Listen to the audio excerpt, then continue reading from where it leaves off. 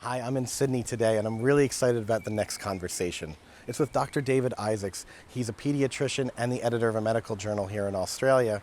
And more importantly for our conversation, he's a grandfather. I want to hear about his generation and what it was like to be a dad and what it's like today to see his own kids be dads themselves. I'm really excited to have this talk because I know he's going to be giving us a wealth of knowledge. And so I can't wait to start. So my name's Dr. David Issacs. I'm a pediatrician and a clinical professor at the University of Sydney. How long have you been working with kids? Since 1980. 1980. So 42 years. Okay. You've been working with kids since I've been alive, so forgive me. Okay. Good. Okay, so Bluey was introduced to me by my son, Tom. Really? And Tom's got a grandson, I got a son who's now 4, my grandson Jacob. And Tom would watch Bluey with his wife and with Jacob, and they loved it. And he said to me, "Stop watching Peppa Pig, Dad. You know, Peppa Pig's English. It's got the English humour." Made me laugh out loud. No, he said, "Watch Bluey instead. It's much deeper."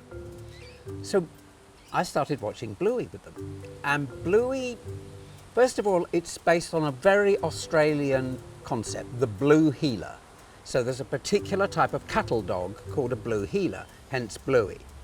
And it's about real situations. It's about the sort of problems that we all grapple with as a parent, right. and how you deal with those. And Bandit makes mistakes. It's quirky. The characters feel real. So although they're dogs, they feel like humans. And I love it. I think it's a great show. And I've actually written about it. Yeah. So I edit a pediatric journal in Australia, and I wrote an article about Bluey, trying to encapsulate what it is that Bluey does for parents and grandparents. Yeah. So, and I think lots of Australians found, like you, that lockdown put them with their children more than previously. And so people were spending time with their children watching Bluey. I definitely experienced that. And it really that. took off then. So during lockdown, as you found, people were spending more time with their children. They were watching Bluey and enjoying it together. And that there's a lot of power in that. There's a lot of connection that I've found. Like, you know, there are so many different kids shows. I think as a parent, you might put them on just like, okay, good, just do that. I got to go do 13 other things. But Bluey, I sit down on the couch with them. Like, I enjoy it as much or more than my own son too. And one of the episodes, there's another dad who's a real stuck-up sort of character. He can't relax, and Bandit's being an octopus and draping himself over a chair and being an octopus and trying to persuade this other dad to loosen up.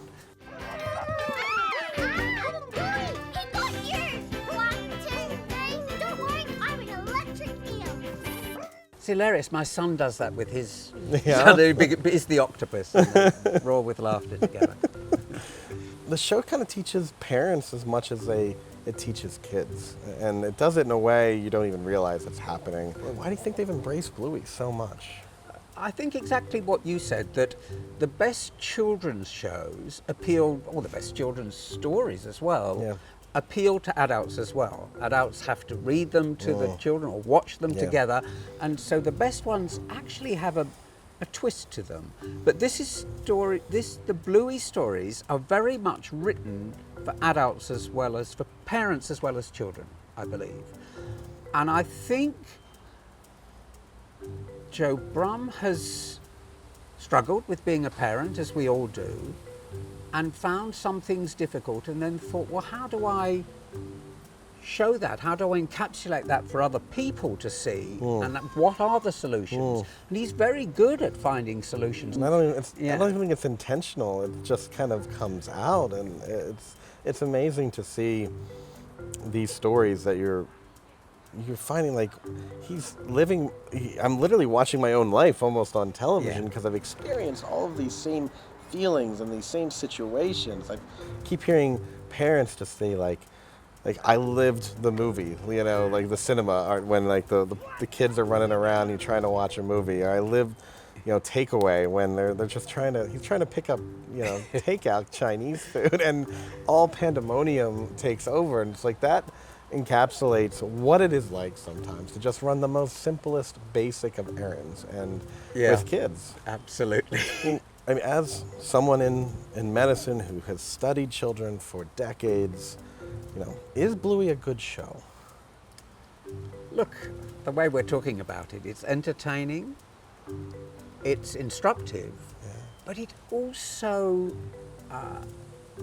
talks about good parenting. It illustrates good parenting in a very non-threatening way, I think. I mean, a lot of people have felt, oh my goodness, Bandit is a high bar. Yeah. I'm not as good a dad as that. How can I aspire to that?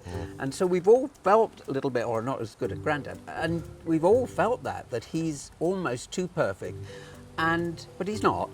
He makes mistakes. He does. He can be a bit of a rat bag as well at times, and so I'm not sure. I'm not familiar with that phrase, but I think I know what you mean. Sorry, Aussie expression. But yeah, so he can get grumpy. He can, Impatient, not cope and, at times, right. and but also, I mean, his wife Chili goes out to work, and he's at home, so he's a stay-at-home dad.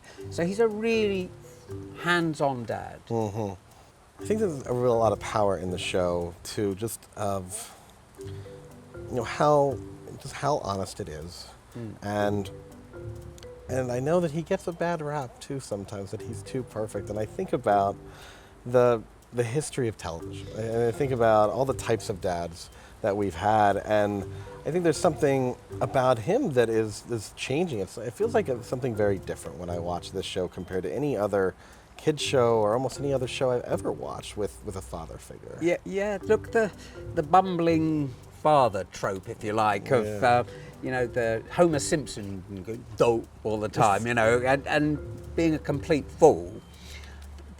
That has got an element of truth. You know, the dads are the ones who make bad jokes, who, you know, we talk about a dad joke. We don't talk about a mum joke. So dads make bad jokes. They do. And they I'm very good at play those. the fool with their children. Yeah. And I always did it with my children, and my children play the fool with their children. There's something about that. So I think that's where the bumbling father trope comes from. But we don't have to be only that. Right. And I think that Bandit in Bluey is a reaction to that. It's saying, wait a minute, dads can be more than that. They should actually be really involved in child rearing. And a good role model, you used the term role model, a good role model for their children in future. Do you see a little bit of Bandit in your own kids, in your own boys? I hope so. They can both be silly with their kids. They're both lovely dads, the two boys who are dads. They both got sons, and I can see their sons thriving on the basis of that. So yes, I hope so.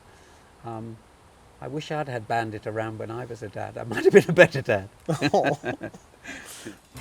Who comes to mind when you think of a dad? Historically, it meant providing financially, putting food on the kitchen table. Growing up, my dad was missing the real family time, and now that I'm a father, old rules feel incomplete. Between important discussions about toxic masculinity and gender roles, defining good fatherhood has never been more complex.